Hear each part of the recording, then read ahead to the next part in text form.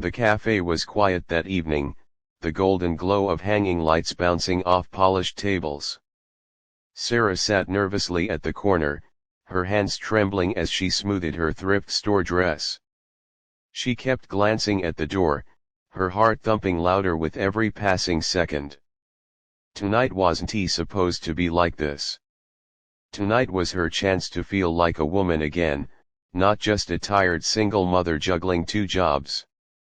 But life had other plans. Sitting beside her was her 6-year-old son, Ethan, his tiny legs swinging off the chair. She whispered for the 100th time, "Please behave tonight, sweetheart," praying that the man she was meeting wouldn't turn around and leave at the sight of a child. The truth was, Sarah had tried to arrange child care, but her neighbor had cancelled at the last minute.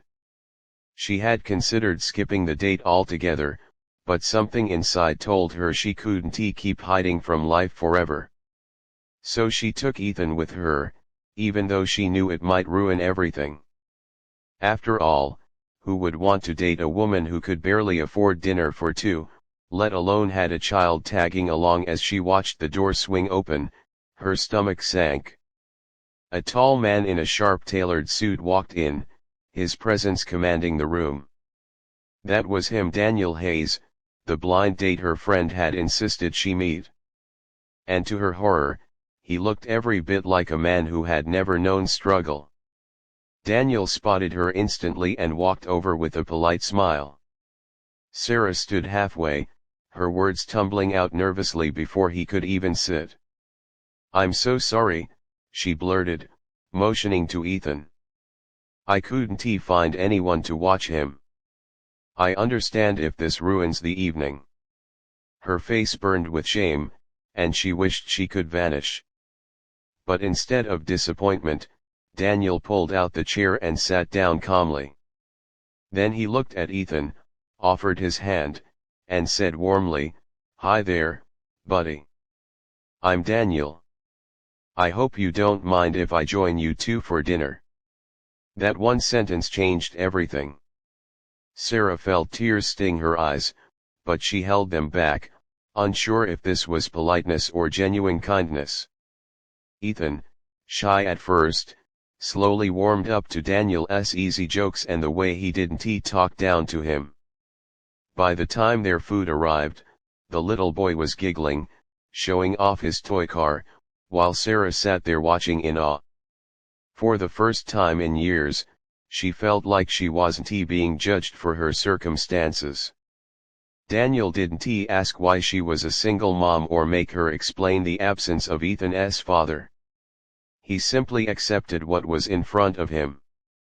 But the night wasn't without its challenges. When the bill came, Sarah panicked.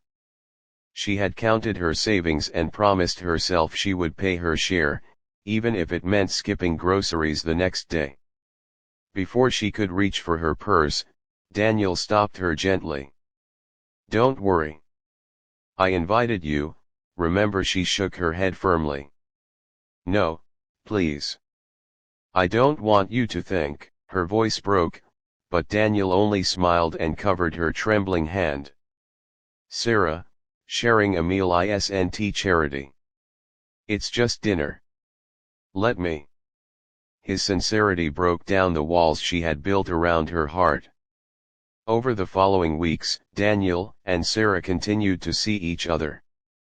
But Sarah struggled deeply with feelings of unworthiness.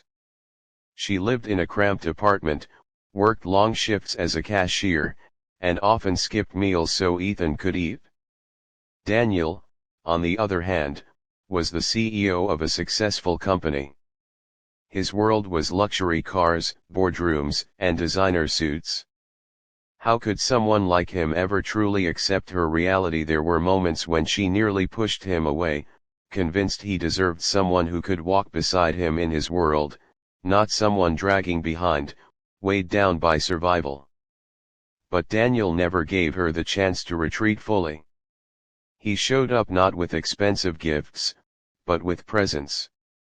He'd bring Ethan small puzzles or sit on the floor to build Lego towers. He didn't try to impress Sarah with money.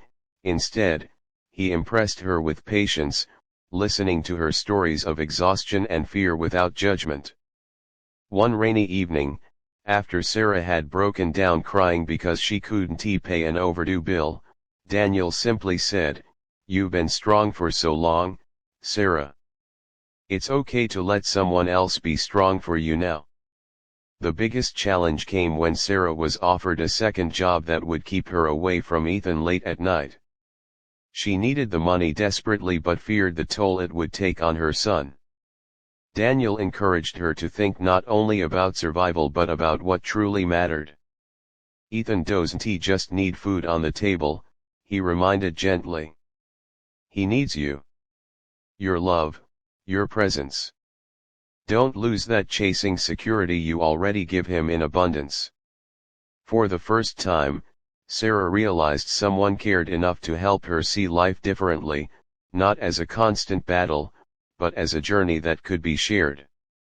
Months later, Sarah found herself at the same cafe where it all began, Ethan now running happily between their table and the little bookshelf in the corner.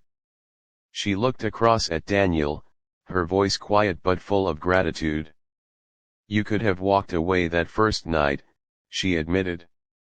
Daniel smiled, reaching across to take her hand. "And miss the best thing that ever happened to me, not a chance."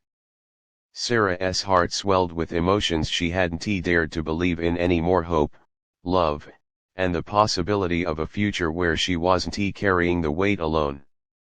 By the end of their journey, Sarah realized something powerful. Life hadn't given her the fairy tale she once dreamed of, but it had given her something better: a man who saw her not as a burdened single mom, but as a woman worthy of love and respect. Ethan, too, had gained more than just a friend. He had found a role model who showed him what true kindness looked like. Together, they built something unshakable, proving that love isn't about perfection or wealth, but about showing up, accepting flaws, and choosing each other every single day. And as Sarah tucked Ethan into bed one evening, she whispered softly to herself, "I don't have to apologize anymore. We're not a burden, we're a family."